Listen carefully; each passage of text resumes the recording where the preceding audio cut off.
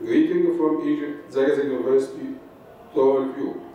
It is a great honor for me to join your respectable meeting at Osaka, Japan with this presentation. Dear chairmen, dear professors, dear colleagues,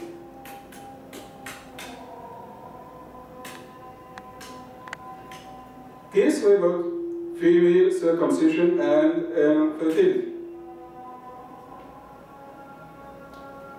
Introduction. Female circumcision, called genital cutting or mutilation, is an ancient Egyptian practice.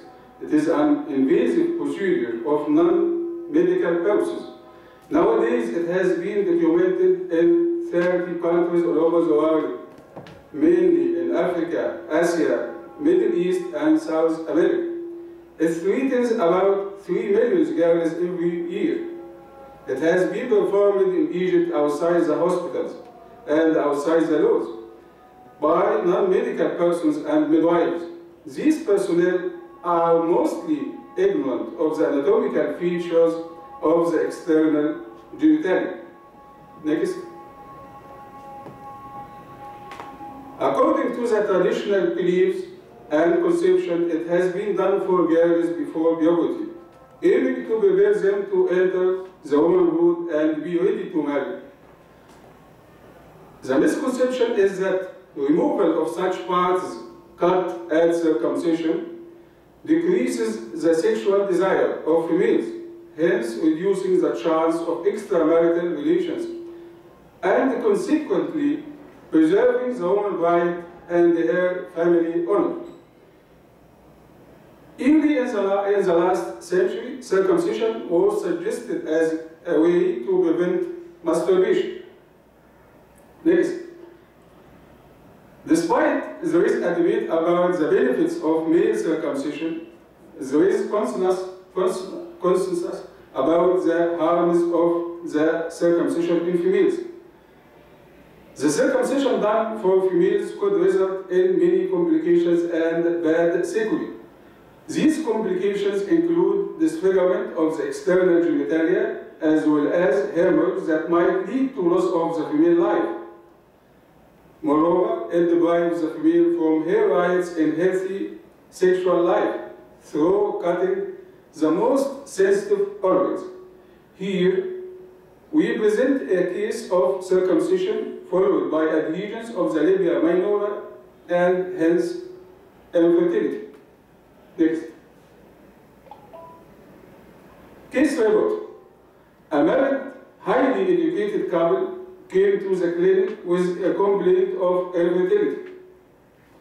On physical examination of the vulva, there was adhesions of the two labia minora, forming a fibrous septum against proper sexual vaginal intercourse.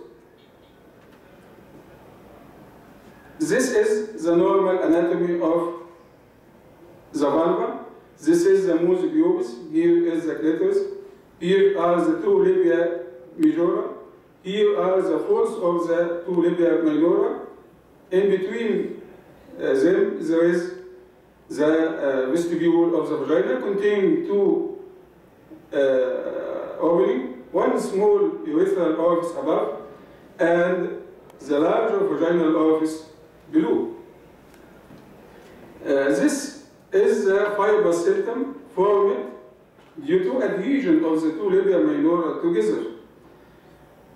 This after release of the septum, after cutting of the septum, here are the sutures in the two sides of the vestibule. Our case, past history, indicated female circumcision done before marriage. Other parameters of female circumcision, other parameters of female investigation were normal regarding the fertility. Cutting the septum and suturing the raw eggs on both sides were done under anesthesia and sterilization. Pregnancy occurred within 3 months of cutting of the labial adhesion. Next. Discussion. Despite female circumcision is a forbidden act in Egypt, it is widely done, especially in poor areas. However, our case was found in highly educated couples. Their ignorance regarding the principles of sexual education leads to such problem of infertility. Regular intimate sexual relation was found, but without actual vaginal intercourse. There are different types for cutting the genitalia in circumcision. However, the most common type to be performed is the excision of the clitoris and the two labia minora. These organs are held by forceps and get away from the body, then cut together in one mass. Since the operations are non-medical, they don't perform suturing of the raw eggs, and instead they keep their victims with approximated size to prevent bleeding as possible. Long staying in such position might result in adhesion between the raw eggs on both sides. This could impede the erect penis from entering the vagina as sexual intercourse. Conclusion.